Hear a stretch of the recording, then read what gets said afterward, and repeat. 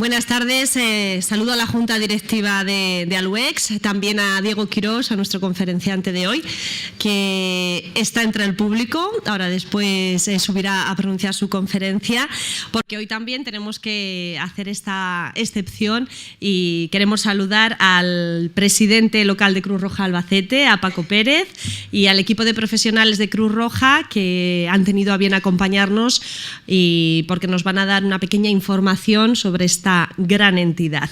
En concreto nos acompañan Jorge Cubillana, que es responsable provincial del programa de atención a mayores, Loli Belmonte y Reme Hernández, que son responsables del departamento de captación de socios. Y a todos ustedes, como no, señoras, señores, muy buenas tardes. Bienvenidos a la 12ª de las conferencias organizadas por Aluex. Ya saben, dentro de su ciclo de conferencias, la cultura, nuestro patrimonio. Y como ven, tenemos una agenda muy apretada, así que voy a ser muy breve. En primer lugar, en nombre de Aluex, por supuesto, y también de Cruz Roja, queremos agradecer a nuestro conferenciante de hoy, a Diego Quirós, el que haya sido tan amable de ceder parte del tiempo de su conferencia pues a Cruz Roja, un gesto que le honra y muchos de ustedes le conocen y ya saben pues que esto dice mucho de él. Gracias, Diego. Y escucharemos primero a los miembros de Cruz Roja, los que ya hemos saludado. Será el presidente de Cruz Roja Albacete, Paco Pérez, el que les presente y les dé un poquito más de información. Agradecer también, por supuesto, la colaboración de Cruz Roja con Aluex, que permite acciones como las de esta tarde, el poder conocer en detalle cómo y en qué programas trabaja Cruz Roja en Albacete. Y es que para Aluex, para esta asociación, es muy importante establecer lazos de unión y de colaboración con entidades como Cruz Roja y con otras que desde hace tantos y tantos años realizan una labor tan importante, una labor humanitaria y encomiable. Así que les dejo ya con el presidente de Cruz Roja, con Paco Pérez, y él les presentará a sus compañeros de mesa y les dará más información. Gracias. Sí, muchas gracias, María José, y buenas tardes a todos. Agradecer a la asociación Aluex, a la que conozco ya hace algún tiempo y que realizan una labor magnífica. Voy a ser muy breve porque lo importante no es lo que yo tenga que decir, sino lo que tengan que decir mis compañeros y compañeras. Y solo decir que en su día, a finales de diciembre, la Junta Directiva de Aluex nos visitó en nuestra sede y nos expuso pues sus preocupaciones y en qué medida Cruz Roja podría colaborar con las personas, socios o asociadas de esta asociación. Nos expusieron su problemática y la idea que ellos llevaban. Nosotros les pusimos también unas líneas de colaboración y entonces pensamos que lo ideal sería elegir, tal día como hoy, una conferencia a la que ustedes vienen todas las semanas, los lunes, pues para difundir y divulgar pues el programa de mayores y en qué podemos nosotros ofertar, ofrecer, ayudar, colaborar con Aluex. Y aprovechando también, pues mis compañeras Reme y Loli, que está del Departamento de Captación de Socios, Voluntarios e Informática, pues comentarles también nuestras líneas posibles de colaboración. Y sin más, no quiero entretenerles, les paso en primer lugar con Jorge Cubillana, que es el responsable provincial del programa de mayores. Muchas gracias. Lo primero, reiterar el agradecimiento a Aluex y a Diego en particular, porque esto parece una canción de Mecano, eso de ahí me planté y que está me colé. Seguro que alguien ha visto el cartel y ha dicho, mira, ahí te lo dejo, qué guay. Bueno, os queríamos contar un poquito qué hacemos con personas mayores en Cruz Roja. Y cuando Paco me lo propuso, me pareció una idea genial, le pregunté cuántas horas teníamos, y no, 10-15 minutos. Digo, bien. Bueno, pues, digo, ¿cómo cuento todo esto que hacemos con un montón de gente? Porque realmente en Cruz Roja Española, en la provincia de Albacete, solo en 2015, solo con personas mayores, hemos atendido a más de 2.500 personas nuevas. Diferentes, perdón. También hemos atendido a unas de ellas en años anteriores. Y es complicado explicarlo todo de manera breve. Y me acordé que viajo mucho en tren, que hace unas semanas coincidí con una señora muy simpática de Cartagena que iba tremendamente aburrida en el tren, y sabéis, los viajes en tren y con alguien aburrido al lado es sinónimo de que te diga, bueno, ¿qué? Y entonces la señora, yo trabajo mucho con el portátil y me vio, yo siempre trabajo con plantillas de estas, y como veis somos tremendamente corporativos y canta a legua que somos de Cruz Roja. Entonces me preguntó, ¿trabajas en Cruz Roja? Digo, sí. Dice, ¿qué llevas? Dice, digo, personas mayores. Dice, Y Cruz Roja trabajáis con personas mayores, porque sí que es verdad que todo el mundo conoce Cruz Roja, pero nos conoce por eso de de trabajo humanitario, de trabajo sanitario, trabajo de lucha contra la pobreza, pero eso de personas mayores no encaja mucho. Así que he pensado contaros un poquito así, dos retazos, con un poco eso de esas siglas que decían en el periodismo, ¿no? De qué, cuándo, cómo, ¿vale? Y eso es un poco la idea de hoy. Vale, lo primero, yo siempre, tipo curioso donde los haya, me pregunto casi por todas las cosas, ¿por qué? ¿Por qué trabaja Cruz Roja Española con personas mayores? Porque Cruz Roja Española, sabéis que es una organización de carácter humanitario, que el objetivo es trabajar con personas en riesgo de vulnerabilidad. Y aquí hay gente ya que directamente se ofende, que joder, yo soy mayor y no soy vulnerable, efectivamente. Pero sí que es cierto que estadísticamente, por el hecho de ser mayor de 65 años, se tiene más riesgo de ser vulnerable. Entonces, ¿qué hace Cruz Roja Española? Cruz Roja Española trabaja con las personas mayores que tienen un problema. Que tienen un problema por el hecho de ser mayores o que se hace más grave por el hecho de ser mayor, o a su vez con personas mayores que no tienen ningún problema para que sigan estando así igual de bien. Esto está claro, ¿verdad? Bien. Entonces, ¿a quién? ¿A quién nos dirigimos? Nos dirigimos a cualquier persona mayor de 65 años.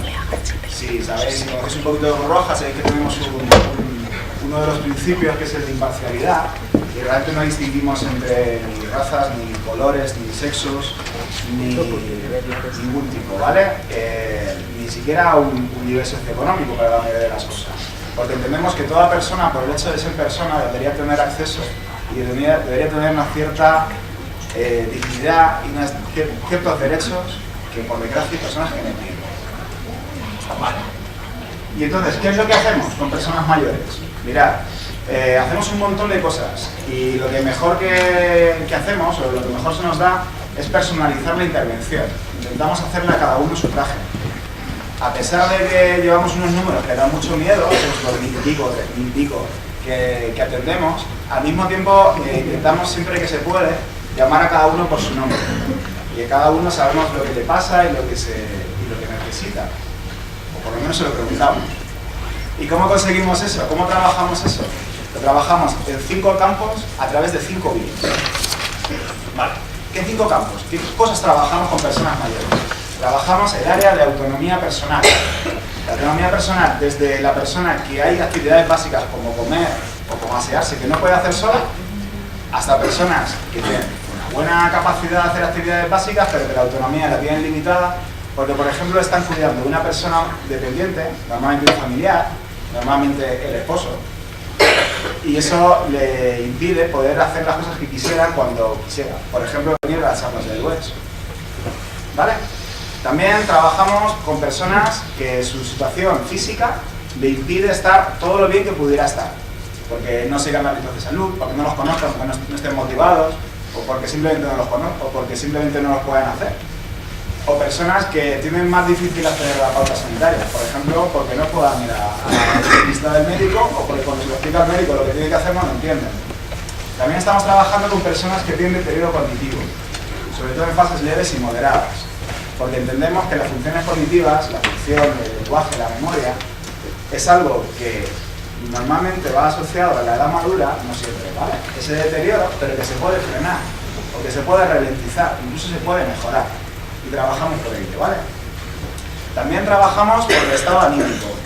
Uno de los mayores problemas de las personas mayores, ahora ya no tanto, por desgracia, porque entró la crisis y ya el tema económico pesó mucho, pero durante muchos años lo que más hemos trabajado, no solo Cruz Roja, sino todas las entidades que trabajan con personas mayores, es el tema de la soledad. Y la soledad es algo que está en toda la franja de personas mayores de cualquier edad, de cualquier zona, de rurales, urbanas, personas que tienen familia, personas que no tienen familia, personas que están casadas, que te dicen que están solas, porque se sienten solas, que han tenido una vida normal, pero que llega a cierto punto se encuentran solas. Y trabajamos mucho con personas en esta situación, ¿vale? También trabajamos con cuidadores y cuidadoras, como os decía antes, y abrimos un nuevo campo, que es el tema del maltrato a personas mayores. Maltrato entendido en todo ese espectro. También desde la persona mayor que recibe maltrato en su casa, que es un problema y cada vez que lo digo la gente pone cara como si estuviera hecho con limón, porque eso es un muy feo tema, ¿verdad? Y es feo, es muy feo, es tremendamente feo, es horrible, pero existe. y entonces como tapar los ojos pues no soluciona nada, pues intentamos que esta situación se vea un poquito mejor, y poder ayudar a esas personas que están en situación, por ejemplo, a que salgan de ello. Desde eso hasta que a prevenir que una persona mayor vaya a un banco y no la tiene. Un banco o donde sea, porque el que va a llegar a la puerta y le timbra, me le venda algo que no necesita. ¿Vale? ¿Y cómo hacemos esto? Pues lo hacemos muy sencillo, lo hacemos a través de 4 vías de intervención. Por un lado, hacemos una actividad de sensibilización, de información, de activación, de motivación. Después tenemos una vía muy importante de capacitación. Enseñamos a la gente o les apoyamos para que adquieran competencias para que sean protagonistas ellos y ellas de su desarrollo, que puedan mejorar. Después tenemos una tercera vía para romper las barreras que les impiden hacer las cosas. Imaginar una persona, le doy unos ejemplos que son un poco originales, pero así podemos encadenar después. Voy a intentar ser súper breve porque molaría que luego, si queréis hacer preguntas, las podáis hacer. Imaginar una persona que está motivada y que le interesa mucho venir a las aulas de web, pero que tiene un problema de autonomía personal y no puede venir. ¿Por qué no puede venir andando? ¿Y por qué no puede venir en bus? Bueno, pues una de las cosas que hacemos es recoger a estas personas en su casa y acompañarlas para que puedan seguir participando. Y luego una cuarta vía es potenciar toda esa capacidad que tienen las personas mayores para activarse y para poder ayudarse a sí mismas y a otras personas que están en la misma situación que ellos. Por ejemplo, esto que tenemos aquí hoy es un ejemplo maravilloso de personas mayores activadas y motivadas para estar mejor. Eso es genial. Pero hay personas que no tienen la posibilidad que tienen vosotros y vosotras. Entonces intentamos trabajar con ellos para que puedan seguir haciendo. ¿De acuerdo? Bueno, por último, ¿cómo lo hacemos? Pues mirad, la Cruz Roja Española se fundamenta en tres pilares básicos súper simples.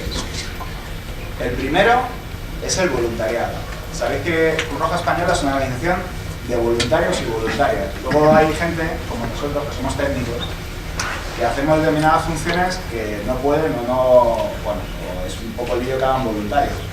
Pero el 90% de la actividad, incluida en las áreas de coordinación y de presidencia, por ejemplo Paco, son voluntarios y voluntarias. Entonces, al final, son los que dan vida y alma a la institución y son los que hacen todas esas cosas que os he comentado antes. Después tenemos otro pilar, que son la manera en que podamos hacer esto. Y esto se puede hacer de dos maneras. Gracias a un aporte económico que nos dan determinados financiadores, por ejemplo, cuando se marca la casilla de fines sociales en la declaración de la renta, y la otra, la aportación, lo que llamamos fondos propios, que son las loterías y los socios. Cuando los socios pagamos una cuota mensual, lo que estamos haciendo es dar un dinero para que todo ese trabajo que hacemos con personas mayores, con personas de vulnerabilidad, con inmigrantes, con niños, con refugiados, etcétera, sea posible. No hay ni más ni menos. He sido súper rápido, ¿verdad? Lo he hecho con la esperanza, el anhelo de que haya alguna pregunta. Yo tenía un profesor en el instituto, creo que hay aquí un montón, por lo menos hay dos. Un profesor del instituto que dice que cuando no hay ninguna pregunta es que no ha suscitado mucho interés. ¿Alguna pregunta, por favor? Ahí que... ¿No hay ninguna pregunta? Sí, yo. ¡Ay, gracias! Hola. Si no llega a ser por ti... Sí, es que así se escucha mejor. Creo que lo grabo. Yo no sé si voy a hacerlo bien. Seguro que sí. Cruz Roja emprende acciones judiciales contra los individuos que agreden a las personas mayores. Vale, la pregunta es muy buena. A ver, toda la intervención sobre el maltrato a personas mayores se está fijando este año. Es un programa que estamos implementando este año y las líneas aún están dibujándose. Te adelanto ya, Cruz Roja nunca emprende medidas judiciales contra nadie en base a un principio básico de la institución. Cruz Roja lo que haría sería acompañar a esa persona mayor en el proceso necesario para salir de esa situación. Si tiene que ver con la vía judicial, acompañar la vía judicial, pero Cruz Roja no hace nada. Yo lo digo porque Cruz Roja, al ser testigo de esas agresiones... Sí, ya, pero si nos personamos como causa particular, sí, estamos hablando. En principio no. En cualquier caso, si nosotros planteáramos algo así, por ética, lo que haríamos sería hablar con policía, juzgado, servicios sociales. Eso sí, eso sí. Pero Cruz Roja presionarse como un socio particular. ¿Alguna pregunta más? Habéis hecho la de para que no me sintiera mal y ya está, ¿no? Sí. Es que la gente viene a otra cosa. Que no haya preguntas, así que las haré yo mismo, te haría 14. Sí. Pero no tenemos tiempo en este momento. Y ya me estoy yo pensando de otra manera de luego hacer que vaya. Qué buena miembro de la Junta tenéis, que lo ha hecho súper elegantemente. Muchas gracias. Efectivamente. Nada, solo voy a dar la palabra a una compañera que os cuente un poquito el tema de cómo hacemos lo de los socios que comentaba, y ahora lo dejamos contigo, que es aquí queréis. Gracias, Jorge.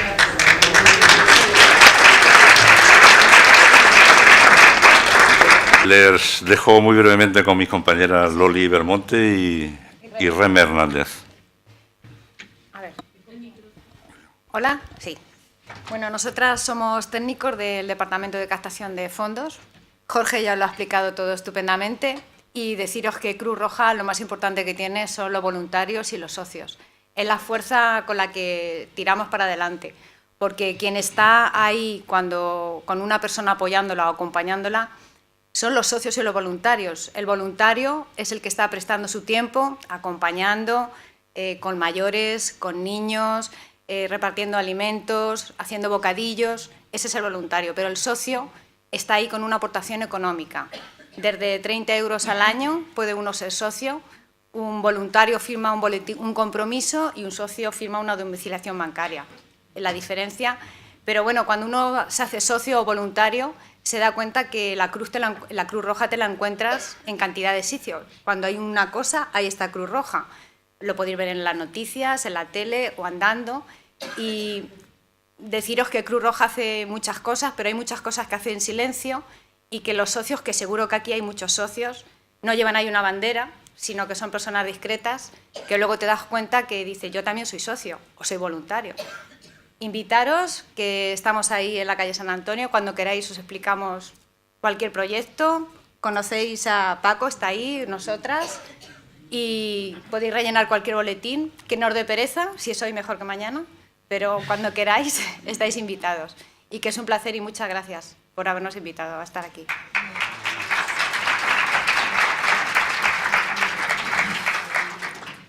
Gracias, Loli. Solamente deciros que en realidad Cruz Roja está donde no nos imaginamos que está. Estamos viendo las dificultades que hay en este momento y solamente pensar que si no fuera por la colaboración que tenemos de todos nuestros socios y de todos nuestros trabajos que hacemos, sabéis que para nosotros es muy importante nuestro sorteo de oro, que es una fuente importantísima de financiación, que desde mayo hasta julio, que es el sorteo, estamos luchando, intentando que el boleto se vea en todos los lugares, porque es, después de nuestros socios, la mayor fuente de financiación que tenemos. Entonces, solamente os pido vuestra colaboración, que para nosotros, aunque os parezca muy pequeña, es muy importante. Solamente deciros eso, que es muy importante vuestra colaboración. Muchas gracias. Gracias, Reme. Bueno, a mí me queda nada más que darle las gracias por la atención, pedirle disculpas al ponente, al magnífico ponente, y lo digo con conocimiento de causa, pedirle disculpas por haberle interrumpido, y a todos ustedes muchas gracias, y bueno, esperamos que esta colaboración vaya más y sea muy fructífera. Muchas gracias. Pues muchísimas gracias, la verdad que ha sido una información muy interesante y que está bien de vez en cuando que nos lo recuerden, y bueno, pues aquel que se anime, pues ya sabe, hacerse socio de Cruz Roja puede ayudar a muchísimas personas. Gracias a Paco, a Reme, a Loli y a Jorge, y felicidades por la labor que realizan. Bueno, vamos ya con la conferencia de hoy. Les presento a nuestro conferenciante, aunque ya muchos lo conocen, Diego Quirós López. Le conocen y han tenido además el placer de disfrutar porque es disfrutar, me lo han dicho varias personas en sus clases, no solo de sus conocimientos y de su sabiduría, sino de algo que es mucho más importante y es de su magnífica manera de transmitirlos. A Diego Quirós se le podría presentar, y ya lo han hecho en otras ocasiones, como un gran divulgador de temas de historia y también de arte. Diego Quirós es licenciado en Historia Medieval por la Universidad de Murcia en 1989 y en Historia del Arte por la Universidad de Murcia en 1992. Desde 1990 es profesor de enseñanza secundaria y desde 1997 imparte sus clases en el Instituto de Educación Secundaria Bachiller Sabuco de Albacete. En 2002 pasó a ser catedrático de secundaria. Es profesor de la Universidad de la Experiencia desde 2006 y desde 2007 colabora con esta asociación, con ALUEX. A partir de 2012 comenzó a colaborar también con la Universidad Popular de Albacete, impartiendo cursos breves y ha participado en infinidad de cursos y de seminarios. El tema que Diego nos propone para hoy es de lo más interesante y también es un tema que está de total actualidad. Realizará un recorrido por la geografía de la destrucción del patrimonio, haciendo especial hincapié en cómo el terrorismo yihadista la usa como arma al servicio de una causa. Bueno, sabéis que siempre me gusta empezar con el nodo. Los jóvenes ya no sabéis lo que es eso, pero voy a poner unas imágenes motivadoras.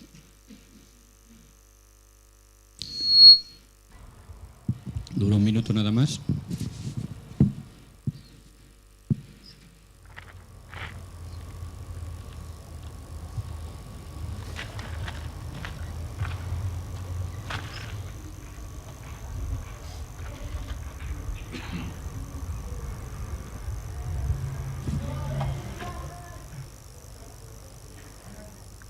الله أكبر ما شاء الله سبحان الله الله أكبر الله أكبر الله أكبر الله أكبر ما شاء الله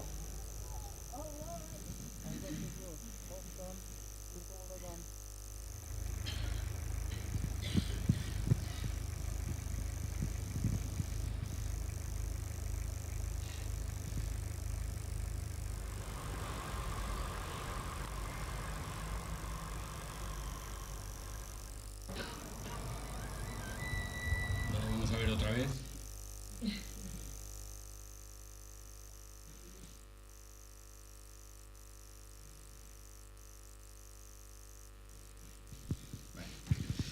Sí, sí.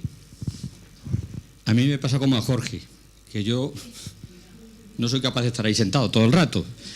¿Me oís, verdad? Y así además os veo a todos. Lo que pasa es que esto retumba un poco ahora. Bueno. Vamos a plantear el tema que va a ser el siguiente, cómo se ha producido la destrucción del patrimonio que todos tristemente conocemos por televisión, ¿no? Y lo vamos a plantear en tres momentos. Una primera parte hablaremos de cómo a lo largo de la historia eso ha sido moneda de curso habitual, eso de una sociedad que se impone a otra y la destrucción forma parte importante de ese proceso. En un segundo momento intentaremos buscar las raíces ideológicas de cómo el fundamentalismo islámico y los grupos yihadistas cómo se justifica ese hecho, y en un tercer momento ya sí que haremos un recorrido por los lugares que han sido más afectados por esta barbarie. Bueno, ya decía hace un momento que la destrucción del patrimonio es algo habitual. A lo mejor nosotros no estamos acostumbrados porque en nuestras sociedades modernas pues realmente las cosas avanzan a un ritmo bastante despacio, hay una cierta estabilidad, por lo menos en los países desarrollados. Pero lo que es cierto es que la historia a lo largo de la humanidad ha ido avanzando y la dinámica ha sido que una cultura se ha impuesto a otra, un imperio se ha impuesto a otro y así sucesivamente. Y en ese proceso de imposición, pues lógicamente, ¿cómo puedo realmente borrar las huellas del contrario? Exterminando todo, no solo sus estructuras sociales, políticas o económicas, sino también exterminando o destruyendo sus símbolos, porque los símbolos es precisamente lo más importante y lo que define a los pueblos. En la fotografía estáis viendo algo típico, es una fotografía de Ciudad de México donde se superponen tres culturas, se le llama precisamente la Plaza de las Tres Culturas. Estamos viendo abajo restos prehispánicos, luego vemos una iglesia que representa la colonia, esto es el mundo antes de que llegaran los españoles, y atrás, en un tercer plano, vemos la cultura actual de este pueblo. Evidentemente son tres culturas que se han superpuesto y estas tres culturas se han impuesto a través de la destrucción. Unas veces más virulenta, otras menos, pero así ha avanzado la historia de la humanidad, ni más ni menos. Y en toda la dinámica de una cultura o un pueblo o una religión imponerse a otra, ha primado o ha tenido mucha importancia, sobre todo, sembrar cuanto más terror mejor. Porque el terror es un arma bastante rentable. El terror hace que, o equivale al trabajo que haría una división o dos del ejército. Hace que se baje la moral al contrario. Y el terror se siembra dañando los puntos sensibles del enemigo. Y los puntos sensibles, como hemos dicho antes, son los símbolos, o la religión, o lo más sagrado, o lo más importante. Y eso es lo que están haciendo estos grupos en la actualidad. Bien, se busca en otros casos borrar totalmente el signo del contrario, borrar los datos de lo anterior, hacer tabla rasa, empezar una nueva sociedad, y eso lo hemos visto también en muchas ocasiones. Bueno, cuando digo el borrar los símbolos, me estoy refiriendo sobre todo a los símbolos religiosos. Y los símbolos religiosos, sabéis que a lo largo de la historia la religión ha generado una gran cantidad de arte, por no decir, bueno, la mayoría, ¿no? Y lógicamente se destruye todo para volver a construir, para construir algo nuevo y totalmente distinto. Y lo peor de todo, esa destrucción la mayoría de las veces tiene un carácter irreversible. ¿Ejemplos a lo largo de la historia? Bueno, voy a hacer un recorrido bastante breve porque no es este el objeto. Pues, bueno, en la Biblia encontramos que el pueblo de Israel destruía a otros pueblos porque los consideraba idólatras. Entonces destruía sus templos, sus señales, sus signos y, lógicamente, era una manera verdaderamente de imponerse. Y muchas veces este efecto de destrucción lleva consigo no solamente la excusa religiosa, sino también la económica, la social o la política. De la misma manera, el templo de Salomón fue destruido. El templo de Salomón, aquí veis una maqueta en Jerusalén, fue destruido por lo menos en 2 ocasiones, por los babilonios y por los romanos, y saqueado pues otras cuantas veces más. Las civilizaciones se han ido sucediendo, una se ha impuesto a otra, los símbolos unas veces se han destruido, otras veces se han readaptado, y bueno, pues aquí vemos en esta fotografía un lateral de la Catedral de Siracusa, en Sicilia. Estáis viendo, este lateral son columnas de un templo dórico griego que existía allí. Andando el tiempo, cuando el cristianismo se impuso, se hizo encima de los restos de la civilización o de la cultura anterior. Y esto actualmente es una catedral. Como veis, los lugares de culto o se destruyen o se reconvierten. Y muchas veces un lugar de culto es un lugar de culto eterno, que a lo largo de la historia cambiarán las religiones, pero el lugar seguirá siendo un lugar de culto. Ejemplos los tenemos, pues, por ejemplo, en España. España, la mezquita de Córdoba, que todos conocemos, era la iglesia visigoda de San Vicente. Cuando llegan los musulmanes se transforma en mezquita. Y cuando la reconquista luego avanza hacia el sur, volverá a convertirse otra vez en iglesia. El lugar permanece, el culto cambia. Bien, luchas a lo largo de la historia por cuestiones religiosas que hayan dañado el patrimonio. Pues, por ejemplo, en el Imperio Bizantino, la querella de las imágenes, entre los partidarios de adorar las imágenes y los que estaban en contra. Y esto generó una destrucción total e hizo que del Imperio Bizantino realmente huellas escultóricas no tengamos, que la representación figurativa haya quedado reducida a los iconos y a los mosaicos. Bueno, hemos visto el caso, cuando los españoles llegan a América, ocurre exactamente lo mismo. ¿Dónde se levantan las iglesias? Donde estaban los símbolos y los templos de la civilización indígena. Aquí vemos el ejemplo, bueno, no es la fotografía a la que corresponde, pero eso es algo claro y evidente. Cuando los reyes católicos toman Granada, se inicia una política muy tolerante con los musulmanes. Se pactan unas condiciones admirables que hoy incluso nos asombraríamos. Hasta que llega el cardenal Cisneros y lo que hace es quemar todo eso y hacer una quema pública de libros musulmanes en la plaza de Viva Rambla. Se acabó la tolerancia. Bueno, las revoluciones, la famosa Revolución Francesa. Fijaos lo que quedó del monasterio de Cluny, que iluminó a la cristiandad durante gran parte de la Edad Media. Allí surgen ideas como el peregrinaje a Santiago, como el matrimonio, el sacramento del matrimonio, como la idea de purgatorio. Y fijaos en lo que quedó. Todo esto era la iglesia y de esto solamente respetaron una torre. De la misma manera, cuando llegue en el año 1917 la Revolución Rusa, ¿qué va a hacer una sociedad atea con lo que considera un signo retrógrado? Pues evidentemente desacralizar las iglesias y destruir y reconvertirlas. Y la verdad, en España también tenemos ejemplos de esta destrucción del patrimonio. En la Guerra Civil, la inquina de una parte del bando republicano con respecto al patrimonio religioso hizo que saltaran por los aires y se incendiaran muchas iglesias y conventos. Esta costumbre no empieza ahora, es una larga trayectoria la que llevan los españoles desde el principio del siglo XX quemando iglesias. Se consideraba la iglesia un sector conservador y retrógrado frente a la nueva sociedad que pretendían los revolucionarios. Y ahí vemos una imagen de la iglesia de la Macarena del siglo XIII, derribada. Un corresponsal inglés en la Guerra Civil Española decía que los españoles tienen tanto patrimonio que llevan siglos quemándolo y todavía les queda. Otro ejemplo bastante reciente, pues Mao con la famosa revolución cultural. Había que renovar todo. En el fondo, la excusa era que Mao quería, de alguna manera, recuperar el control sobre el Partido Comunista, y esta lucha hizo que se inflamara el corazón y el ardor revolucionario de los jóvenes guardias rojas, estudiantes, intelectuales, bueno, estudiantes sobre todo, y se derribara gran parte del pasado chino porque no servía o había que edificar algo nuevo, y aquí había que borrar las huellas del pasado. No es China precisamente un país que se caracterice por el respeto al patrimonio, y menos actualmente, con un proceso urbanístico brutal. Bien, entramos ya en la segunda parte, ya vamos a adentrar el tema y nos vamos a referirnos sobre todo a este terrorismo islámico, este yihadismo. Y lógicamente tenemos que empezar a definir qué es eso de yihad. Yihad es una palabra que hace unos 50 o 60 años pues era una palabra bastante restringida, y ahora desgraciadamente está con bastante asiduidad en los medios de comunicación. Terrorismo yihadista, están haciendo la yihad. Y la idea que tenemos nosotros de yihad en el mundo occidental siempre la identificamos con algo así como la guerra santa.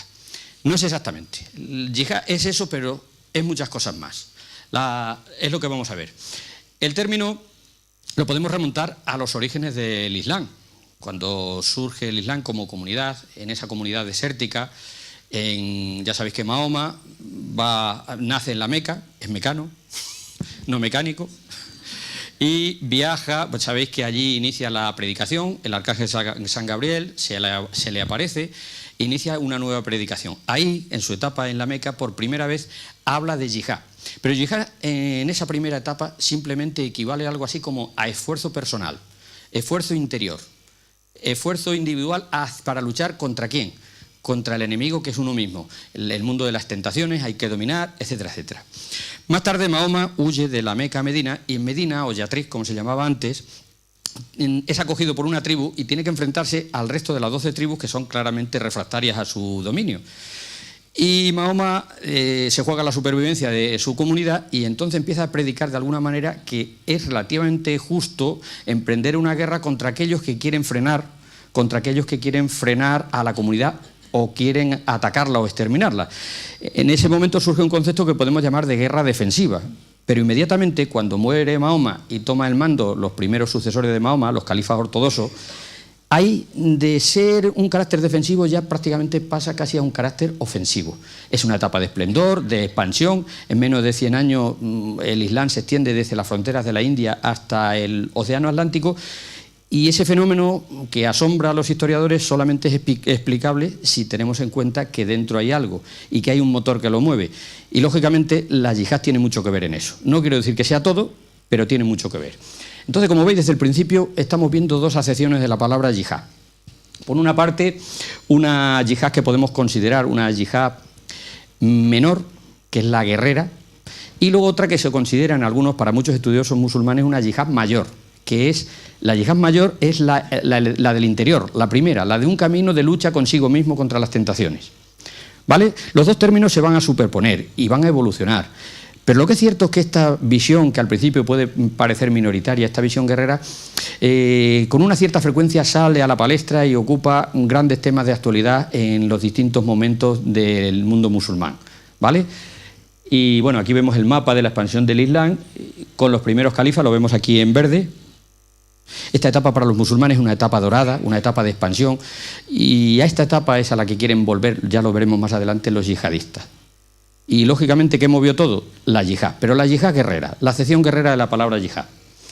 Bueno, en la Edad Media se le va a dar otra vuelta a esto de la yihad, y bueno, tenemos dos personas muy importantes que van a trabajar y van a elaborar el concepto, dos sabios musulmanes. El primero es Averroes, que ya sabéis que era de Córdoba, y era un gran filósofo, un pensador, médico, escritor, era bastante prolífico, y además bastante polígrafo. Escribía de todos los temas y además con solvencia. Pues también le dedicó un libro a la yihad.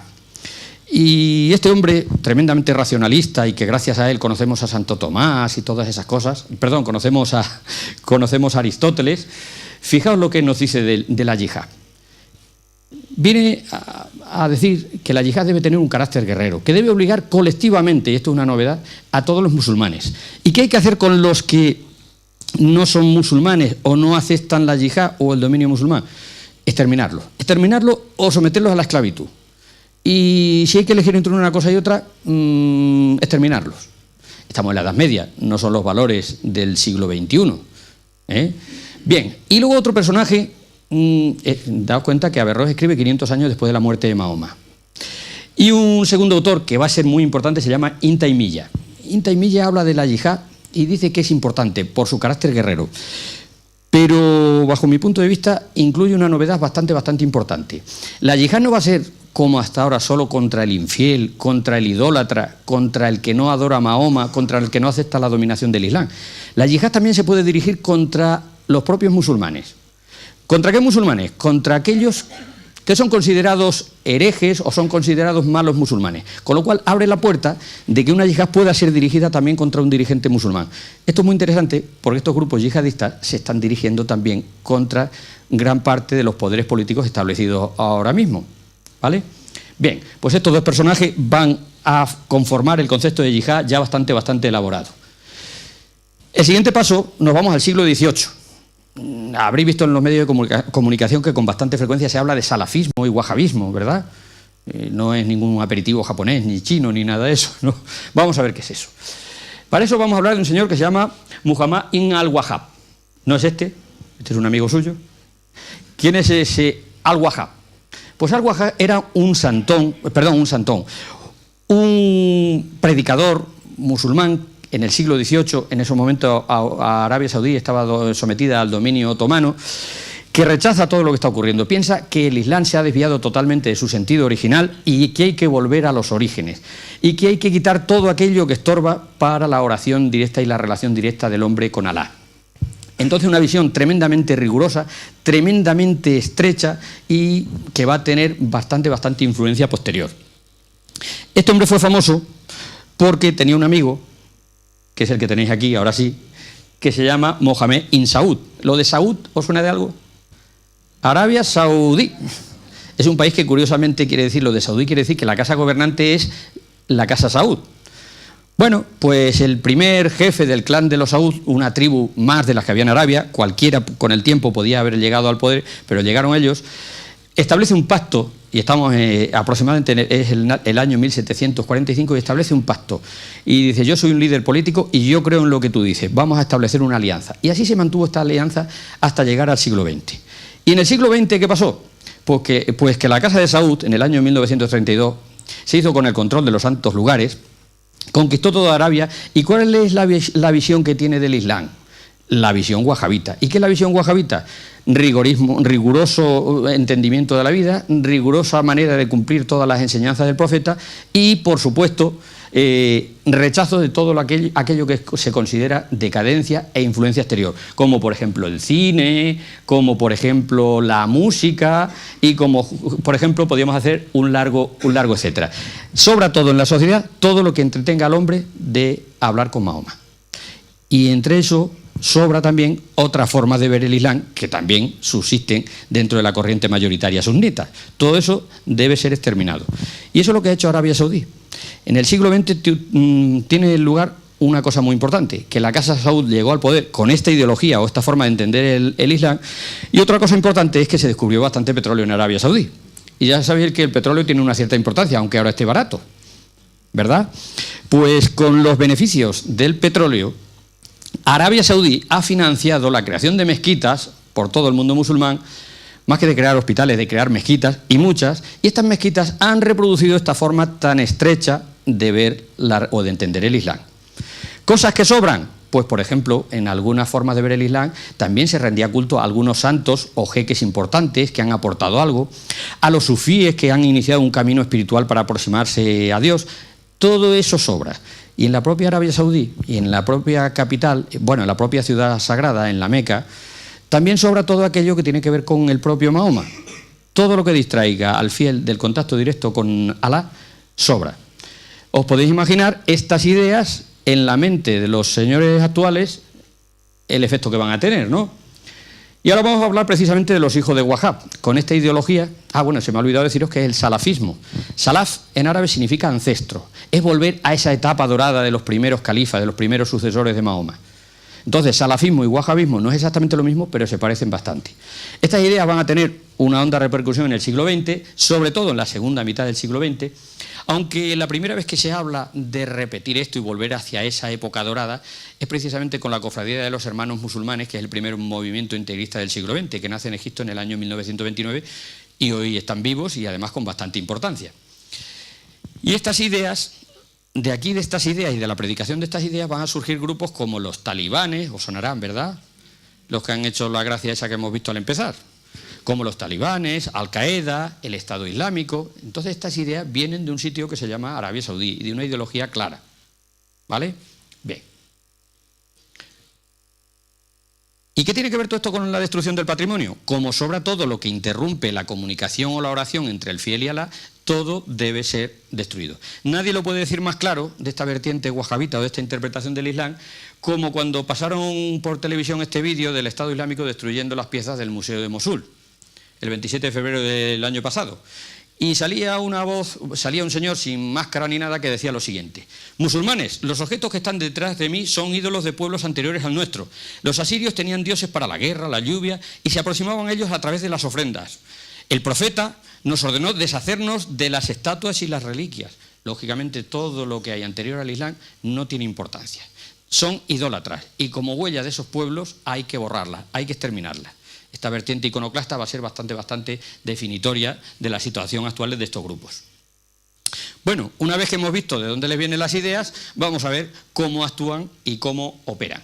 Vamos a hacer un recorrido y vamos a empezar en Afganistán, muy brevemente, pero los talibanes en Afganistán, sabéis que Afganistán es un país en guerra desde el año 1973, un país atribulado que no ha conocido momentos de paz y si los ha conocido han sido escasos, y que bueno, los soviéticos el día de Navidad del año 1979 decidieron invadir un poco el país. Lo invadieron, lógicamente estamos en la Guerra Fría, no sé si sabéis lo que es la Guerra Fría, pues, supongo que sí, ese enfrentamiento continuo entre dos bloques.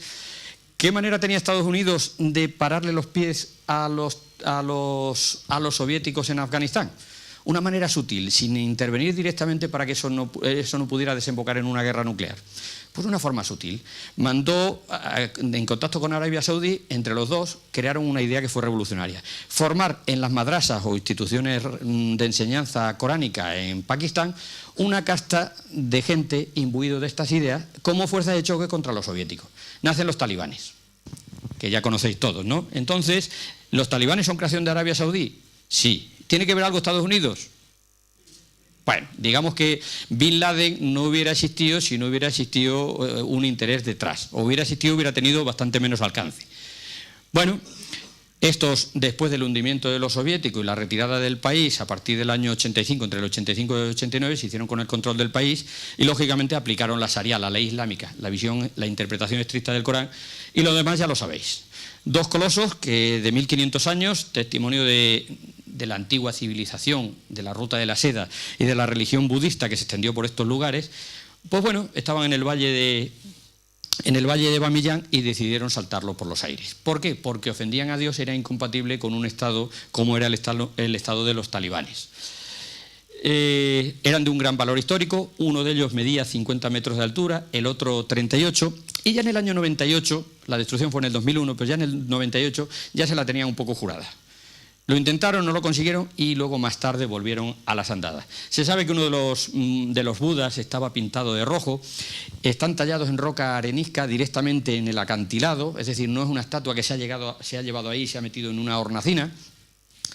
Y la piedra estaba cubierta de una capa de paja, yeso, adobe y todo finamente pulido y con unos colores esplendorosos. Xuanzang, que fue un monje chino del siglo VII, nos describe Bamiyan como un centro importante donde viven casi 10.000 monjes y alaba estas estatuas. Fijaos cómo estaban. Y bueno, pues esto no podía aguantarse por más tiempo. El Mulá Omar, que era el líder espiritual de los talibanes, dio la orden, hubo muchas quejas a nivel internacional, también por parte de países musulmanes, pero la orden fue inapelable. No sabemos el día exacto en el que lo derribaron, porque les costó mucho. Llenaron de explosivos la estatua del Buda Mayor y cuando pensaban que iba a saltar por los aires todo el acantilado, solo saltó una pierna. Entonces estuvieron dándole descargas durante 25 días, derribándolo por partes, para más ensañamiento. simplemente se trataba de una provocación a la comunidad internacional que había estrechado el cerco contra Afganistán y había sometido el país a un embargo, y esta fue su respuesta. Como veis, la religión justifica todo, pero muchas veces hay bastantes más cosas que no son la religión, que a lo mejor son la causa exacta del acontecimiento. Y encima salen diciendo que, bueno, no os penséis que esto es tan fácil, que nos ha costado nuestro trabajo, ¿eh? Encima casi que se lo tenemos que agradecer, ¿no? Bueno, ahí veis la frase. Estaban talladas en el acantilado y les costó muchísimo. Bueno, cuando se recuperó el país se va a intentar ver qué se puede hacer. Hay más de 5.000 trozos de la estatua mayor. Están intentando ver qué se puede hacer, pero es realmente muy difícil. De la estatua pequeña hay posibilidades de restaurarla, pero no se sabe. Se ha intentado primero hacer una restauración con luces, no es la restauración en sí, y se está estudiando posibilidades, pero la cosa lleva ya desde el año 2001 y yo creo que realmente es imposible, que lo hicieron bastante a conciencia. Se han conservado restos de otras estatuas de Buda y de otras cuevas, porque todo estaba lleno de cuevas, pero de aquello ya no queda nada. Bien, ahora nos vamos a otro lugar, nos vamos al Mali, un país atribulado, está en el centro, en el Sahel, en el borde del Sáhara, y bueno, pues un país que en el año 2012 conoció un golpe de Estado, el país se sumió en un caos tremendo, y bueno, aprovechando este caos es el sitio idóneo donde crecen estos grupos yihadistas. Entonces vamos a ver qué ocurrió con Tombuctú. Tombuctú es una ciudad que en la Edad Media era una ciudad fabulosa. De allí venía todo el oro que llegaba a Europa, o pasaba por allí el oro. Era una ciudad tremendamente culta, tremendamente rica, y hubo muchos exploradores europeos en el siglo XIX que intentaron buscar la mítica ciudad de Tombuctú. Cuando la encontraron, en la curva del Níger se encontraron que era un pueblo polvoriento que ya no guardaba nada de su pasado esplendor, pero el nombre de Tombuctú todavía tiene unas resonancias de ciudad culta. Se le llamaba la ciudad de los 333 santones, porque habían sido sabios musulmanes que habían ayudado a difundir el Islam por allí. Y allí estaban sus mausoleos. Verdaderamente no había 333, había 16. Pero bueno, no habrían hecho bien las cuentas, no tendrían una calculadora en sus manos. ¿Sus relaciones con Al-Ándalus? Pues esta ciudad se fundó con gente que vino de Al-Ándalus. Y en el siglo XVI, un tal Yuder Pachá, un niño que fue cogido por los musulmanes en sus excursiones de rapiña por el Valle de la Almanzora, en Almería, y llevado preso a Marruecos, se hizo jefe militar y con 5.000 renegados más que huyeron de España con las persecuciones religiosas del siglo XVI, encabezó una expedición que conquistó para el Imperio de Marruecos la ciudad de Tombuctú. Y esos se asentaron allí y continuaron viviendo allí durante mucho tiempo. Probablemente también habréis oído hablar de León el Africano, que pasó también por allí, ese granadino universal. Bueno, fijaos dónde está Tombuctú, este es el Mali, está la curva del Nilo. Y bueno, los tuareg, que son unos señores que viven nómadas en el desierto y que eso de ponerle fronteras y no poder circular no lo entienden muy bien, han motivado muchísima revuelta en todos los países. La enésima era esta. Contaron como compañeros de viaje a grupos islamistas como el Magreb, como Al-Qaeda en el Magreb y como otro que se llama Boko Haram. Al final se pelearon entre ellos y quien salió perdiendo fueron los tuareg. Y entonces, cuando los islamistas se hicieron con el control de la ciudad, os podéis imaginar cómo actuaron, ¿verdad? Destruyendo gran parte de esos monumentos. El primero, el 30 de junio del 2012, el de Sidi Mahmoud y Sidi Mokhtar saltaron por los aires. Al grito de Allahu Akbar, igual que en Afganistán, están destruyendo esos mausoleos. Y aquí vemos algo que dijeron en aquella época esos destructores. Sé eso, no sé musulmán. Vamos a erradicar todos estos comportamientos impropios del Islam que tiene sus normas. Hemos luchado y lucharemos para aplicar la Sharia en Mali. ¿Qué significa eso? Que todo lo que no tenga que ver con la visión estricta del Islam debe ser destruido. Esto, lógicamente, no es la corriente más usual del Islam, pero es una corriente que en África tenía mucho peso. Y algo que nos toca muy de cerca. Os voy a contar la historia de una biblioteca que a lo mejor no conocéis o a lo mejor sí. Se llama el Fondo Cati. Un señor, se llama Kuti, Abal Kuti, salió, fruto de las persecuciones religiosas, salió de Toledo en el año 1467. Buscó refugio en el norte de África y al final acabó refugiándose con todos sus seguidores y todos los españoles que salían por estas persecuciones religiosas, se asentaron en Tombuctú y allí Llevaron toda una biblioteca consigo, metidas en maletas, donde había más de 5.000 documentos que estaban escritos en hebreo, en castellano, en árabe, y hablaban de transacciones comerciales, pero también de vida espiritual, del Islam, de cómo vivía la gente en Al-Ándalus. Y ese legado ha pasado de generación en generación. Cuando han estado en peligro, se han disgregado, se han ocultado estas maletas. Cuando ha habido momentos de paz, se ha reunido otra vez.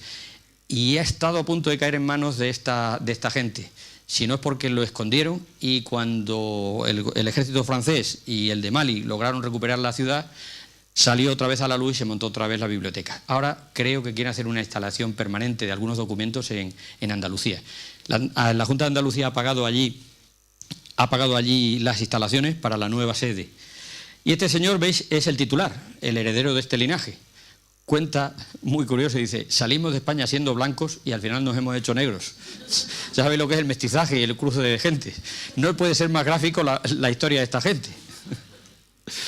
No todas las bibliotecas en Tombuctú, que era una ciudad famosa por sus bibliotecas, ha sobrevivido. Aquí estáis viendo a los de Boko Haram quemando libros. Bien, y ya nos vamos al escenario más dramático. Nos vamos a Irak. Vamos a ver qué hora es, que no quiero daros mucho. Vamos bien, ¿no? Nos vamos a Irak y nos vamos a Siria. Vamos a empezar por cuestiones de orden, no por cuestiones cronológicas. Vamos a hablar primero de Irak y luego hablaremos de Siria. Bueno, de Irak os tengo que decir poco. Sabéis que gobernaba un señor que se llamaba Saddam Hussein, ¿verdad? Saddam Hussein tenía buenas relaciones con Estados Unidos. De hecho, cuando en el año 1979 triunfa la revolución islámica en Irán, e Irán se convierte en un enemigo de Estados Unidos, ¿cómo va a luchar Estados Unidos contra aquello? Pues utilizando a Saddam Hussein, que le va a armar hasta los dientes y le va a animar a que entre en una larga guerra que dura desde el 79 al 89. Como la guerra acaba en tablas y el país acaba endeudado por la guerra, a Saddam Hussein no se le ocurre otra cosa, esta vez sin consultar con nadie, que invadir Kuwait. ¿Recordáis aquello? El 2 de agosto del 90. Bien, lógicamente hasta ahí podíamos llegar. Kuwait tenía petróleo, si no hubiera tenido petróleo hubiera dado igual, ¿no? Y entonces, ¿qué hace Estados Unidos después de varios avisos? Y toda la comunidad internacional, pues lógicamente montan una campaña internacional para desalojar de Kuwait a Saddam Hussein. Efectivamente, fue derrotado, salió Saddam Hussein de Kuwait, y al país se le sometía a un cerco tremendo que quien lo sufrió verdaderamente no fue Saddam Hussein, sino toda la población de Irak. Un hipócrita programa que se llamaba Petróleo por Alimentos hacía que la población sufriera todo tipo de carencias, pero eso sí, en Occidente no faltara el petróleo de Irak, ¿no? Bueno, había que darle otra vuelta de tuerca, y George Bush en el año 2003 acusa a Saddam Hussein de tener armas de destrucción masiva, algo que los inspectores de la ONU correspondientes habían certificado que era mentira. Pero bueno, con esa excusa, esta vez sin el paraguas de la ONU, se invade Irak. El objetivo era acabar con Saddam Hussein, y efectivamente no solo acabaron con Saddam Hussein, sino que acabaron con el país entero. El país, lo veis aquí en el mapa, es un país bastante complicado, es un país bastante artificial y poco cohesionado. Este país, en tiempo de Saddam Hussein, una minoría del 40%, que son sunitas, habían gobernado con Saddam y habían apoyado a Saddam. Y los chiitas habían sido acallados y sometidos y escarnecidos. Y ahora se da la vuelta a la tortilla. ¿Qué van a hacer los chiitas con los sunitas? Pues besos no. De todo lo demás os lo podéis imaginar. Pues lógicamente es la venganza, la represalia, escenas de verdadero horror. Y esta frágil convivencia pues salta por los aires y el país se ve envuelto en una guerra civil. Los sunitas van a contar con el apoyo de grupos radicales, y el tercer ingrediente son los kurdos, que se extienden por varios países, pero que quieren formar un Estado independiente, y lógicamente los estados a los que pertenecen no les deja. Como veis, la situación bastante complicada, ¿no? Pero esta intervención americana no dejó títere con cabeza. Fue la primera vez que intervención americana y demás países, fue la primera vez que se saqueó a fondo el patrimonio cultural iraquí. De eso se ha hablado muy poco. Es verdad que no destruyeron grandes estatuas, ni hicieron vídeos que lo demostraran. Fue un saqueo mucho más sutil. Vaciar los museos, destruir, no los museos, pero sí el archivo de los museos con el inventario de piezas, para que todas las demás puedan circular al mercado negro. O ver cómo se queman museos y no se intervienen las fuerzas internacionales. Fue un caos, verdaderamente. Bien, lo que quiero es que veáis que esto fue un vivero para el radicalismo musulmán. Y ahí empiezan a surgir como setas movimientos fundamentalistas. El mundo musulmán se moviliza contra esta agresión, la enésima agresión de Occidente, y surgen movimientos como todos conocéis, entre ellos el que hoy conocemos como Estado Islámico, que aunque surge un año antes, va a tomar el cuerpo un poquito más tarde. ¿Vale? Bien, después de la guerra va este señor, se llama Nuri al-Maliki, no confundir con Miliki, Miliki es otra persona. Este Nuri al-Maliki ha sido el presidente de Irak, pero Irak es un estado débil. Su ejército y sus instituciones no llegan a todos los rincones, ni muchísimo menos, y es el caldo de cultivo, como en el Mali, como en Siria en plena guerra civil, como en el Yemen y como en otros sitios, para que estos grupos triunfen. Y efectivamente eso es lo que va a pasar. Aprovechando las guerras interreligiosas entre chiitas y sunitas, va a plantarse allí primero Al-Qaeda y luego más tarde el Estado Islámico. El Estado Islámico al principio se llama algo así como predicación y monoteísmo, o monoteísmo y yihad. Luego cambiará el nombre a eso de Estado Islámico. Luego, perdón, Estado Islámico de Irak. Luego se llamará Estado Islámico de Irak y de Siria. Y actualmente ya Estado Islámico. ¿Por qué ha ido reduciendo el nombre? Porque sus aspiraciones territoriales eran primero Irak, luego Irak y Siria. Y cuando dice Estado Islámico ya engloba a todo el mundo musulmán. Es decir, tiene unas aspiraciones de dominio universal sobre todos los pueblos. Bueno, el Estado Islámico va a adquirir bastante importancia, se denomina así Estado Islámico. Los occidentales suelen referirse a ellos como Daesh. Habéis oído que indistintamente se llama ISIS, que son las abreviaturas en inglés, o Estado Islámico. Perdón, ISIS o Daesh. La palabra Daesh viene del árabe y significa algo así como Estado Islámico de Irak y Siria, pero estas siglas juntas suenan muy mal. En árabe suena así como el que siembra la cizaña, el que aplasta, y a ellos les saca de quicio que le llamen así. Entonces, por eso los medios de comunicación y la diplomacia en general se refieren a ellos como Daesh, porque sabe que les fastidia. Bien, el paso grande que da esta gente es cuando toma la ciudad de Mosul, la segunda ciudad del país, en Irak. Cae en manos de estos elementos rebeldes. Mosul está asentado en una gran bolsa de petróleo. Entonces esta gente va a encontrar ahí su maná. Y se calcula a fecha de hoy que aproximadamente ganan $1 millón al mes por la venta de petróleo. Petróleo por el mercado negro que van sacando y que les reporta bastante dividendo. ¿Cómo se financian?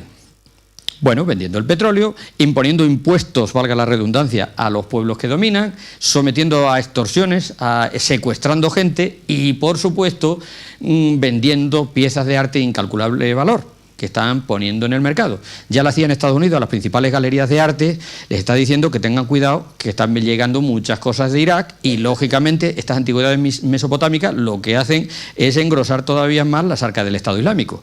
Y ya en algunos mercados como Londres se ve saturado por piezas que están llegando, o sea que no es ya una teoría, es que es así.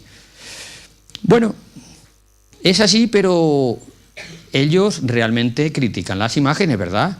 Distrae a todo creyente de la relación con Alá y la destruyen por falsedad y porque son ídolos. Eso por una parte, pero cuando puedo sacarle dinero, pues las vendo. Se llama coherencia, ¿verdad? Sí. ¿A cuáles vendo y cuáles rompo? Bueno, rompo las que no puedo vender, las que son muy grandes. Y además, cuando las rompo, pues que sea espectacular, que se vea.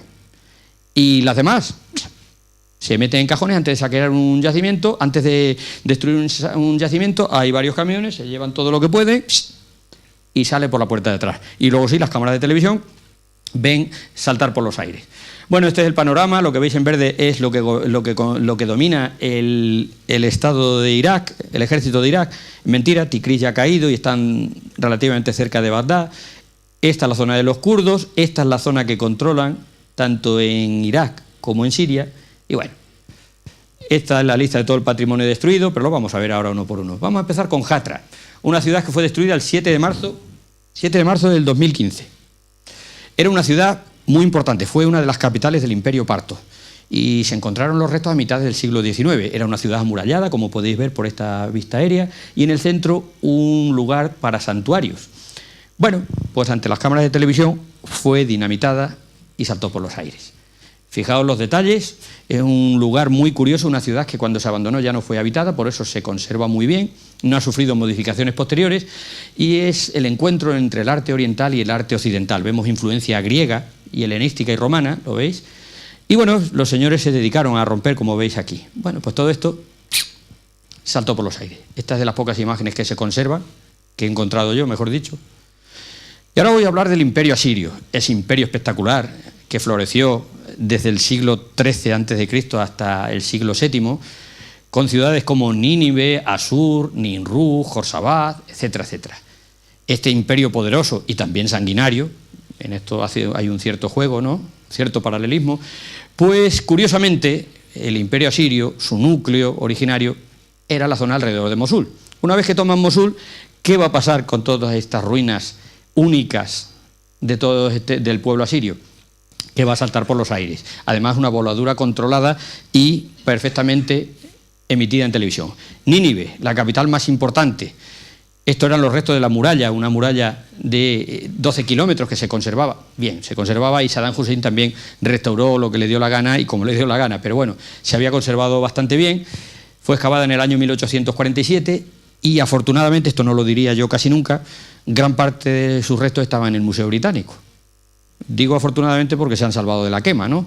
Pues esta ciudad fue bombardeada con explosivos, con bulldóceres y, bueno, saltó por los aires entera. Y lo más espectacular, el vídeo más conocido, es la destrucción del Museo de Mosul. El Museo Arqueológico de Mosul, pues estaban todas las piezas de la ciudad de Hatra que acabamos de ver y todas las piezas de los pueblos asirios. Pues ahí lo tenemos. Este era un rey asirio con un águila, perdón, un rey parto con un águila. Esta una dama que nos recuerda a Atenea. Y aquí dos reyes. Este lleva una inscripción que se llama Autal y este también el resto de otro rey que, bueno, pues es la imagen que habéis visto todos en televisión, que están empujando a los dioses y caen las estatuas al suelo, etcétera, etcétera. Yo no sé si es verdad o no, pero a los 2 días salió el gobierno de Irak diciendo que casi todo lo que había allí eran reproducciones. Puede tener razón en parte, porque algunas se rompen con bastante facilidad, si veis el vídeo, sino de que son de yeso, y otras llevan grapas de hierro. Pero bueno, sí había algunas original, lo que pasa es que la mayoría probablemente sí eran reproducciones.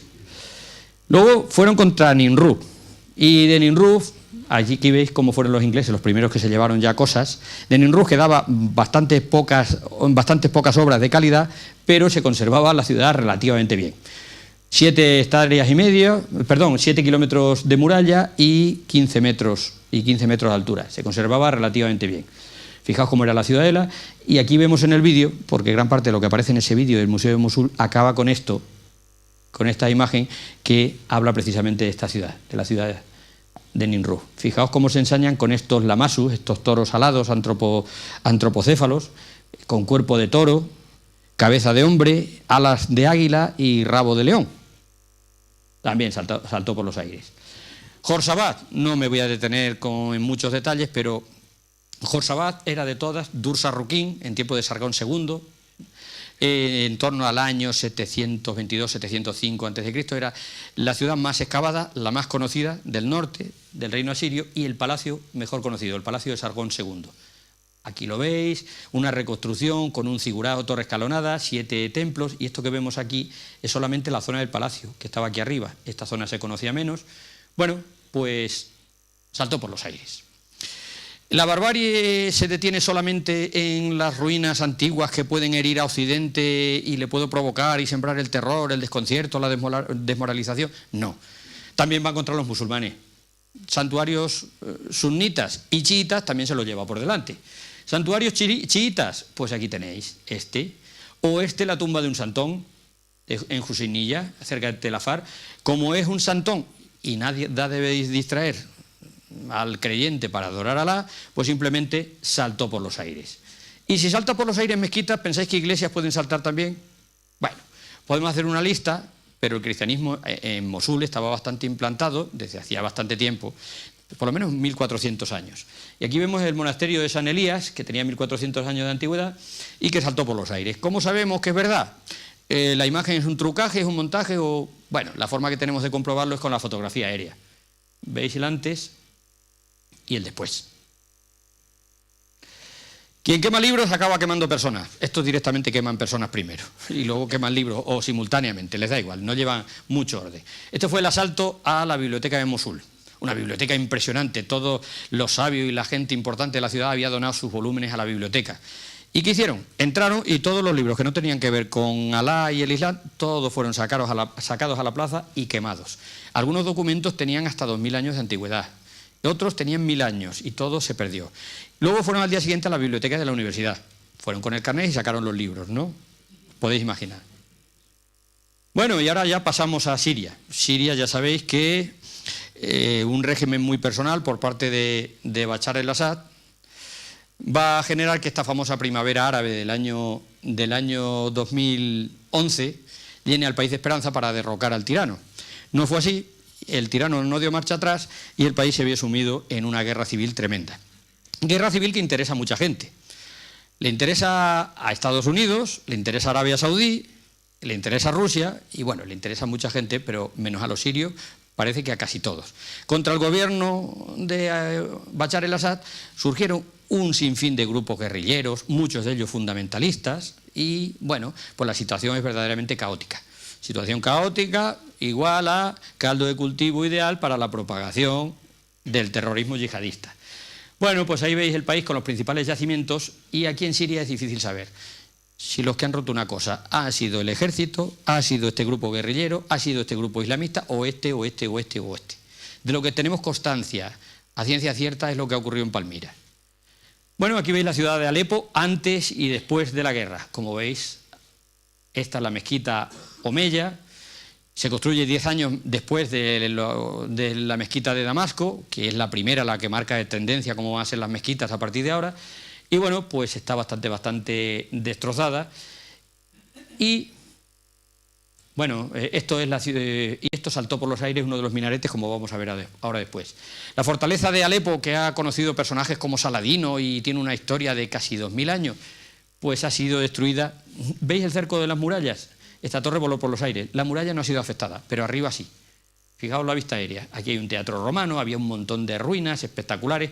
Todo esto ha sido barrido. Esta foto es anterior. La muralla no ha sufrido mucho, pero esto sí. Esta estuvieron a punto de tomarla los cruzados, esta ciudadela. Y lo único que consiguieron es que los de dentro colocaran una gran cruz. Con eso se conformaron y se dieron la vuelta. Hasta aquí llegaron. Y esta es la mezquita Omeya, la mezquita mayor. Como veis, destruida entera. Se ha convertido en un campo. La ciudad de Alepo ahora mismo, hoy en día, está partida casi en la mitad entre los partidarios del gobierno, valga la redundancia, y las distintas guerrillas y grupos que se están enfrentando. Y el daño más importante ha sido este minarete. Si vemos aquí el juego de las dos diferencias, ¿qué hay aquí que no hay aquí? Esto, el minarete saltó por los aires. El gobierno dice que ha sido el grupo Al-Nusra, un grupo islamista que depende de Al-Qaeda. Esta vez no es del Estado Islámico. El Estado Islámico se separó de Al-Qaeda y ahora son enemigos. Y los de Al-Nusra dicen que ha sido el gobierno. Bueno, vete tú a saber, ¿no? En una guerra la primera víctima es la verdad, como se suele decir. Y aquí veis el zoco de Alepo. Era uno de los más famosos del mundo, el más importante de Siria. Esto era un trajín, un ir y venir de gente, tenía un colorido espectacular. Y fijaos en lo que ha quedado. Un zoco cubierto, pues ahora está bastante diáfano. Vemos los signos de la destrucción. Y si un lugar ha sido metódicamente destruido, ese ha sido la ciudad de Palmira. Cayó en manos de los yihadistas el 21 de agosto del año pasado. Y aquí sí que se han dedicado a una voladura sistemática y controlada. Y por supuesto retransmitido por televisión. Pero no se han conformado con volarlo todo de una. No, nos van dando pequeñas dosis. Ya tienen pocas cosas que asombrarnos porque ya no queda casi nada. Aquí veis el templo de Baal, el templo de Bel, como queráis. Ese era el templo más grande que había en Oriente. Ahora lo veremos. Bueno, pues ya no existe. El templo de Baal Shamín, el Arco de Triunfo, unas tumbas muy importantes, el teatro. Bueno, aquí veis el mapa con las principales joyas arquitectónicas de Palmira, la ciudad de la antigua Zenobia, esa mujer inteligente y bella y que osó retar a Roma y que Roma la derrotó y la llevó a Roma cautiva. Luego dicen que se casó con un hombre rico y que, bueno, sobrevivió, pero su historia es de cine, una mujer con una vida apasionante, tremendamente inteligente. Y los árabes se ven a sí mismos como descendientes de Zenobia. Bueno, vamos a empezar con el templo de Baal Shamín, un templo que fue restaurado por un equipo suizo, costó muchísimo dinero, y bueno, antes y después. ¿Cómo sabemos que esto no es un montaje? Bueno, como siempre, fotografía aérea. La vista satélite, aquí vemos el templo y aquí vemos ya su huella. Esto se va a repetir con bastante frecuencia en Palmira. Este era el templo. Un templo con el típico estilo palmireño. Aquí se mezcla también el arte semita con lo que viene de Occidente, de arte romano. Y fijaos las características columnas con esta peana en medio para colocar esculturas de los magistrados más importantes. Pues ya no existe. Y el templo de Bel, que era un templo enorme, un gran cuadrado de 200 metros de lado y un templo en el centro, tampoco existe. Fijaos en esta puerta, porque es lo único que queda. Bueno, este es el témenos, el recinto que rodea al templo de Bel, con columnas, esto no lo han tocado, y bueno, esta era la vista antes, esto es lo que han volado, el interior del templo, aquí se rendía culto a los dioses, Argibol, que se llamaba el dios, y al dios Baal también. Esta es una reconstrucción gráfica como sería en su momento de máximo esplendor, como veis espectacular, ¿verdad? Incluso una cosa muy curiosa, vemos las influencias de Oriente y Occidente, las almenas escalonadas típicas del arte asirio, una terraza para celebrar ritos arriba, cosa inusual en un templo griego, la puerta en vez de los lados cortos descentrada en uno de los lados largos, bueno, curioso, y todo esto ya de carácter romano. Como siempre, antes y después, ¿verdad?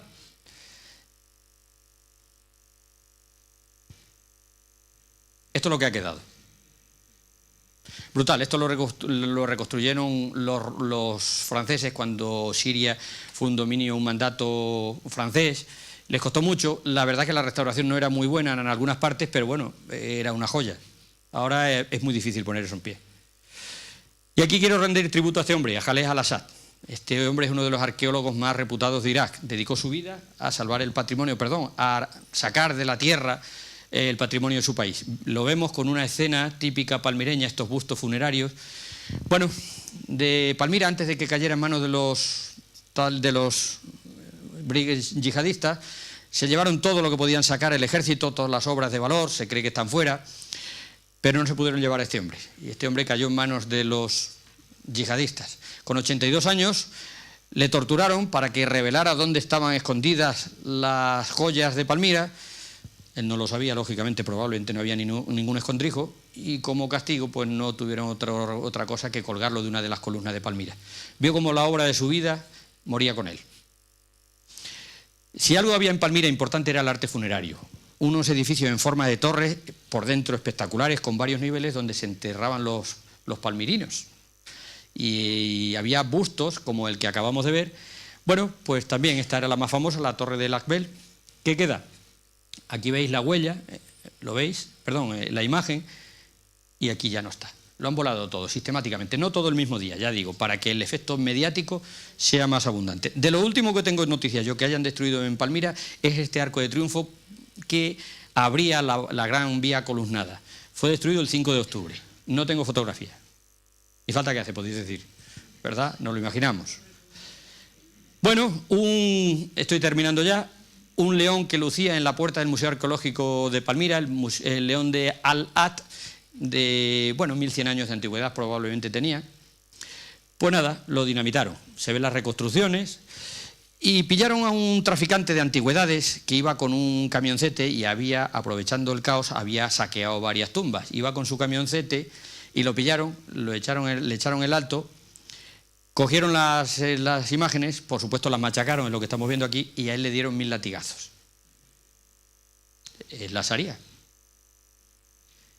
Para acabar, deciros que el país, desde el punto de vista arqueológico, está hecho una ruina. Puede parecer una redundancia, no es un juego fácil, me ha salido así. Todos los yacimientos están siendo saqueados de arriba abajo, no necesariamente por los yihadistas ni por el ejército, sino por los ciudadanos particulares que, aprovechando el caos, escarban en un yacimiento para sacar monedas y para sacar restos y venderlos.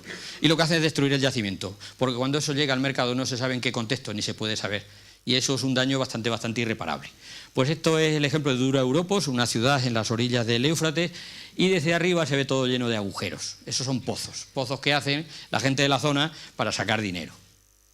Este es el resto del patrimonio en Siria, que está en peligro, como por ejemplo el Teatro de Borra, donde hay tanques y nidos de ametralladoras.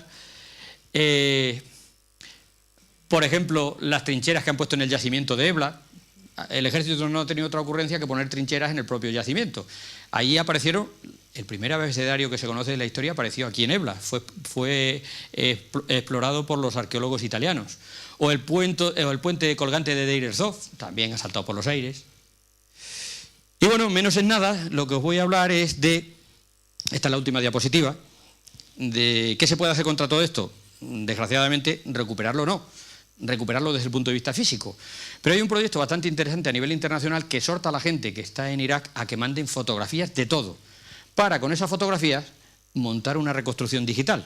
Y eso es lo que se está haciendo, por ejemplo, con este león que se llama el león de Mosul o león de Al-Afar, que no sé si se verá y si tendré internet. Supongo que sí. Sí. Vale. ¿Qué organización? Bueno, en esta página podéis ver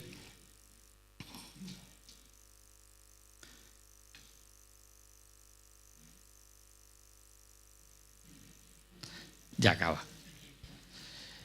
Se ha hecho un ejemplo con esto y podemos ver, bueno, en detalle, a ver si coge un poquito más de definición, podemos ver cómo, gracias a fotografía, algo que ha desaparecido se puede ver. Esto es algo provisional. Luego se podría lograr perfectamente una reconstrucción real. Ya no sería el original, es obvio, pero sería una copia idéntica. Entonces están pidiendo a voluntarios, todo el mundo que tenga archivos, que manden fotografías para intentar reconstruir. Podemos cogerlo, darle la vuelta. Lo que pasa es que aquí yo me apaño mal. Bueno, ¿lo veis? Vemos que tiene escritura cuneiforme, ¿lo veis? Bueno, pues esto se ha logrado precisamente. Bueno, se puede girar con un ratón, se gira y se mueve. Bueno. Es un ejemplo de cómo se puede salvar algo o por lo menos preservar. Bueno, y yo con esto ya he acabado. Espero no haberos cansado mucho. Y como siempre, si tenéis que hacerme alguna pregunta, pues lo que queráis.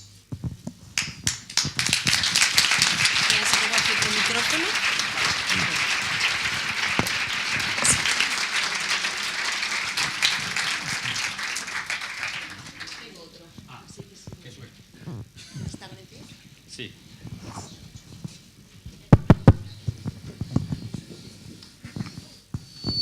Diego, felicidades. Has estado como siempre magnífico, una conferencia muy interesante. Muchas gracias. Y gracias también porque, aparte de hacernos disfrutar, como decía María José, has despertado, has avivado nuestra curiosidad, al menos la mía, por saber más.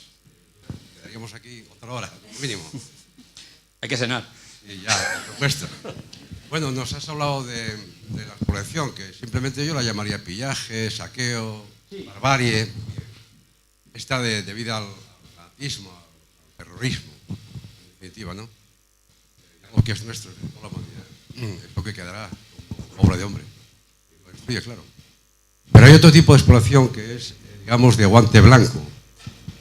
Hace unos años salió un informe a la luz del Washington Post hablando, bueno, confidencial en principio, top secret, pero bueno, de alguna forma pues se colaron, no sé cómo llegó hasta ellos.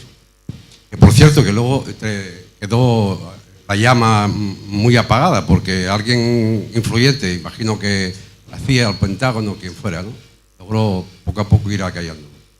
Y en ese informe pues era ni más ni menos que una planificación, una organización muy detallada que mediante soborno habían hecho magnates, banqueros americanos, judíos, decía el informe, lo digo yo, y que 48 horas antes de la invasión a Irak organizaron todo eso justamente en ese momento de confusión, de un poco de caos. Ya sabían que iba a ocurrir, cuándo iba a ocurrir, y ya digo, 48 horas antes, tanto en Bagdad como en las principales ciudades de Irak, pues arreglaron con todo, o sea, lo organizaron, metieron en cajas, bien tal, camiones del ejército, aviones del ejército, vía Kuwait, lo llevaron. Entonces, no lo sé, ¿qué opinas tú sobre esto? ¿Qué comentario podrías hacernos? Pues digamos que esto es un secreto a voces. Se sabe.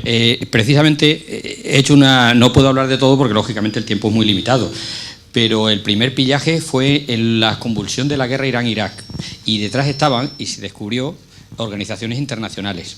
Y el segundo y metódico fue con la invasión del año 2003. Y se sabe dónde están y quiénes pueden ser los magnates. Y también los propios soldados americanos también llevaron bastante.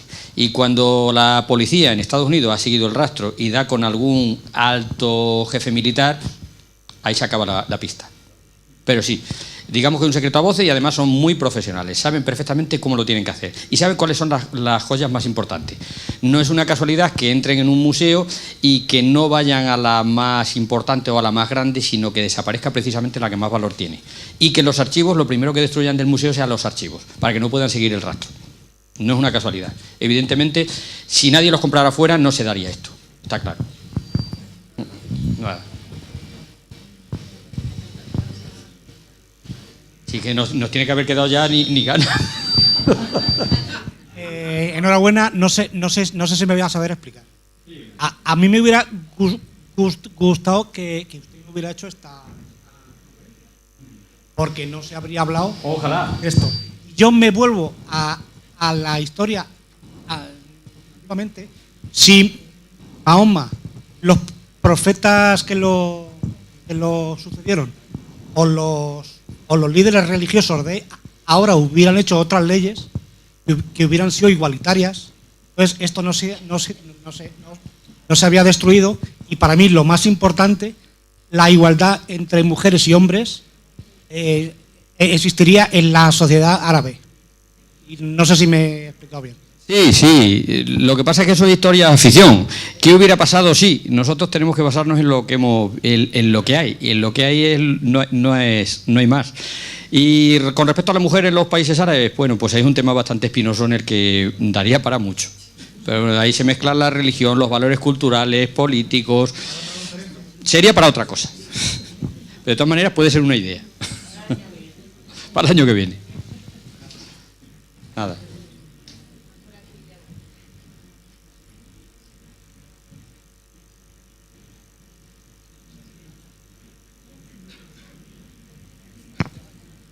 Hola Diego, muchísimas gracias por toda esta explicación y esta conferencia tan estupenda.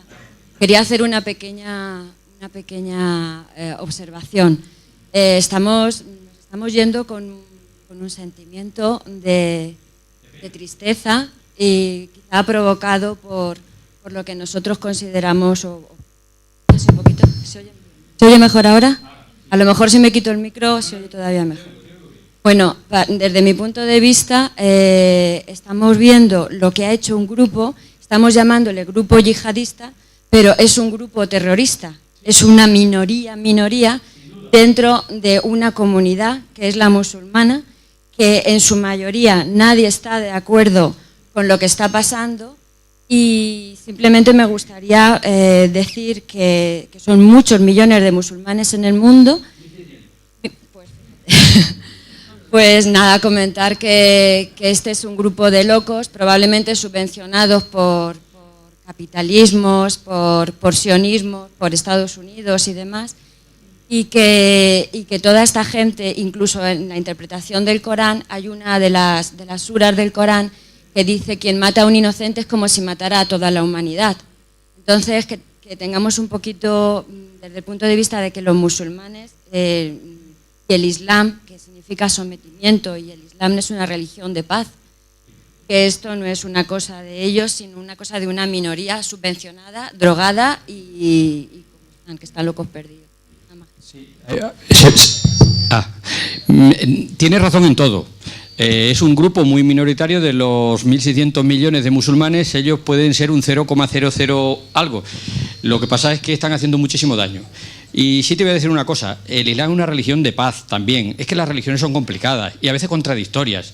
Y bueno, pues en el Islam, digamos que desde sus inicios se han ido intercalando periodos de paz y progreso y abrirse a otras culturas, lo cual genera bastante florecimiento. Por ejemplo, los dos primeros siglos del califato de Bagdad, Al-Ándalus, la India en tiempos de Akbar. Y mientras se van intercalando también movimientos de reacción, de volver hacia atrás cuando consideran que se han alejado mucho del punto inicial. Y eso es lo que está ocurriendo ahora. Pero de todas maneras, con el Islam se había respetado estos lugares, porque esto es territorio islámico desde el siglo VII en algunos casos. Es ahora precisamente estos señores. Si los anteriores lo habían respetado, ¿por qué ellos van más allá? Hay un clérigo en Egipto que ha dicho que lo siguiente tienen que ser las pirámides de Egipto. Pero bueno, si Mahoma y los primeros califas la respetaron, bueno, en fin, ir más allá. Simplemente, ¿ellos están al servicio de una religión o realmente la religión está al servicio de una idea totalitaria? Yo creo que más bien es lo segundo, que esto es la excusa.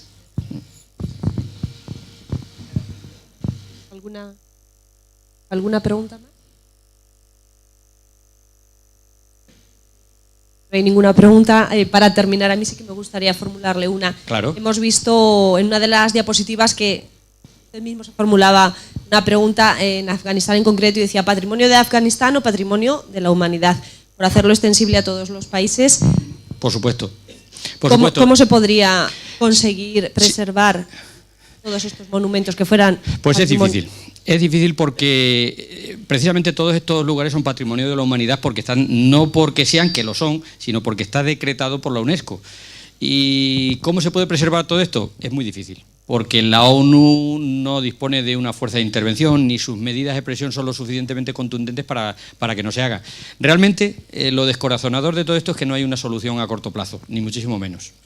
¿Y cómo se puede hacer? Nosotros podemos hacer más bien poco. El tono es bastante pesimista. Va para largo, esto no va a acabar ahora. Bueno, pues, a ver... La última ya.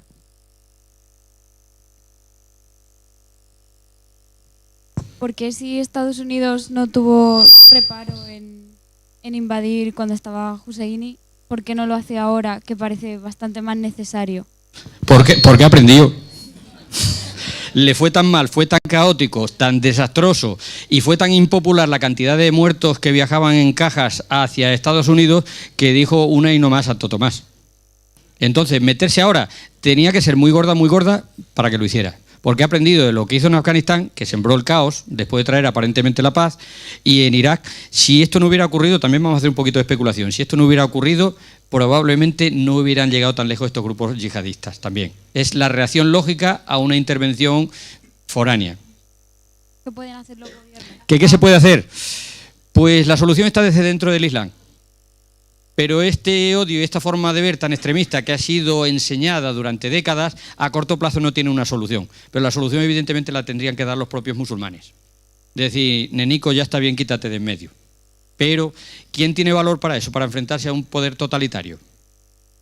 Y más cuando ahora se ha proclamado califa de todos los musulmanes. El califato se abolió en el año 1926 y ahora el que se llama ahora Abu Bakr al-Baghdadi, se llama Abu Bakr porque fue el primer califa que sucedió a Mahoma. Entonces, ¿quién va en contra de este hombre y más con los métodos que utiliza? ¿Qué alemán se hubiera atrevido a decirle a Hitler, oye Hitler, te estás clavando? Igual. Siembran el terror y es su herramienta. Soluciones muy pocas, a corto plazo ninguna.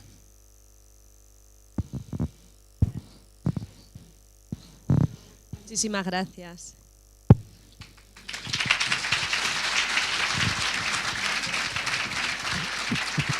Hoy no es el día del micrófono, ahora sí. Muchísimas gracias a Diego, al conferenciante, porque ha sido una conferencia excepcional que nos ha gustado muchísimo y yo creo que todos han disfrutado muchísimo con ella. Les anuncio que la próxima conferencia tendrá lugar el lunes 8 de febrero a las 6:30 de la tarde aquí en Diputación. Será el doctor en Bellas Artes y profesor de la Universidad de Castilla-La Mancha y también de la Universidad Popular de Albacete, Diego Gómez Sánchez, el que nos hable de la invención de la pintura, el retablo del Cordero Místico de Java Neik. Muchísimas gracias y que tengan buena tarde.